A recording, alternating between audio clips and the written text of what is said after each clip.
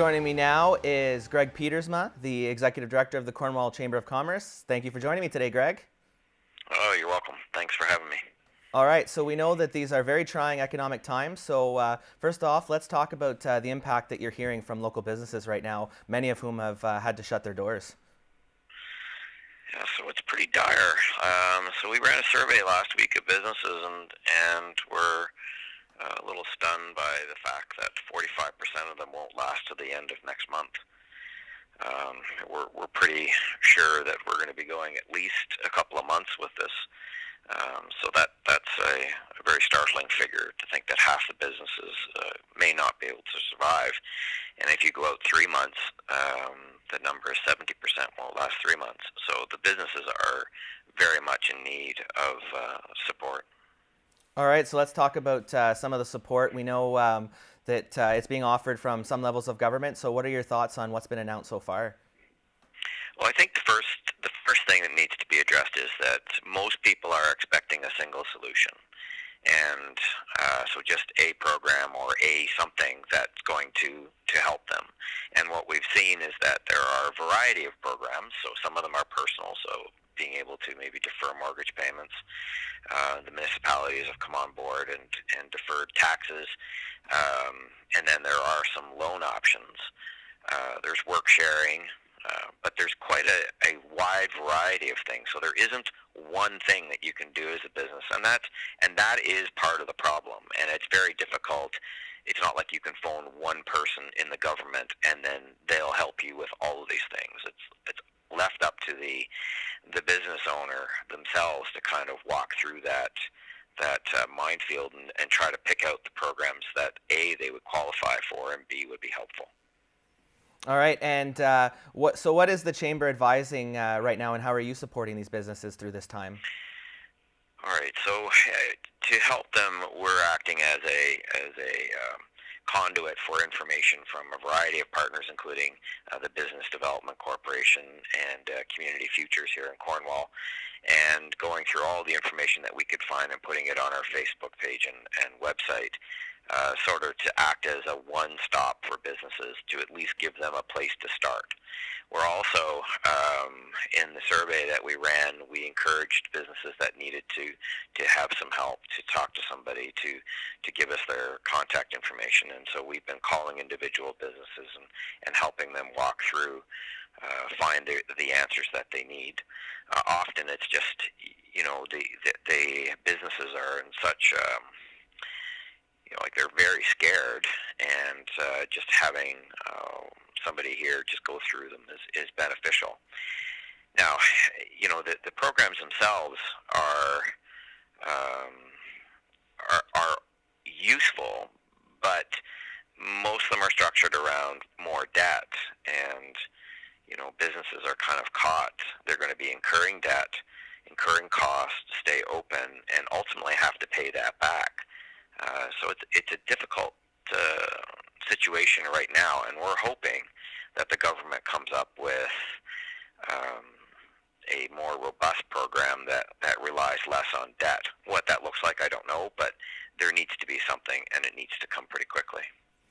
And not to focus too much on the worst case scenario, but when you mention that number, 45%, that really sticks out. And what does that look like if that was to happen, if all of a sudden this was over and 45% of businesses weren't able to reopen? Talk to me about that, the impact that would have. Well, if you figure, the rough number is that there's 1,400 businesses in Cornwall. And, so 45% of that is 600 businesses. Now, many of those we're going to be able to help. Community Futures is doing an incredible job of getting money quickly into businesses' hands. So, some of those will be able to help, but it's pretty frightening when you think that that many businesses will close their doors, and starting up again, and it is, the government needs to do something, because we can't have that. I mean, that's just not a viable option to lose close to half the businesses in Cornwall. Absolutely, and as you alluded to, what measures could be taken, maybe we don't know yet, but what is there anything you'd really like to see the government step in and do? Well, number one, we need to get them to help the sole proprietorships and make unemployment insurance available to them. That needs to be number one. That should be fairly straightforward, and maybe they operate it more like a guaranteed income plan than employment insurance. But that needs to happen fairly quickly. I've got lots and lots of businesses that have contacted me that are sole proprietorships and just don't know where to turn. Corporations have a few more options, and but still, more debt isn't the answer. So we need some sort of either wage subsidy or more direction on or support for rent, mortgage payments. It needs to come quickly, and it needs to come with less debt and more just financial support. Absolutely. And just finally, Greg, we've seen the community come together to support some of our local businesses. There's a program where people can buy gift certificates for some businesses that are unable to be open right now. So what is your advice to the community about how we can maybe come together and help?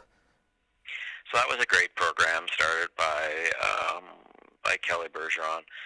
And, it was a great response to a time of need. What we're counseling businesses to do is to set up their own gift card programs, and we'll sort of be phasing that program out as money starts to appear through the Business Development Corporation and the Community Futures. But business cards are one way to keep pushing money into local businesses' hands. Some businesses have a ready-made way to keep making some revenue, like restaurants. So if you can order in a few meals or pick up some prepared meals, that's of great help. But I think that it's fine to expect the community to support the businesses. However, the community also is suffering. This hits everybody. So we're also fielding calls from people who are not businesses, who are scared about losing their jobs, scared about where they're going to come up with money. And then there are some practices like that we're very concerned about. For instance, daycares in some cases are asking people to continue to pay to hold their spot. So, people are having to be at home to look after their kids, and yet they still have to pay for daycare. So there's a whole lot of things that need to happen because everybody's in trouble. It's not just the businesses. Everybody is. So as much as I'd like to think that the community can rise up and save the businesses, we need to rise up and save everybody. Absolutely, and I couldn't think of a more perfect note to end on, Greg. Thank you so much for joining me and updating our viewers on this dire situation, but hopefully we can all make it through together, like you said. Well, thanks, and encourage people to keep track of our Facebook page for more information. Absolutely. Thank you so much, Greg.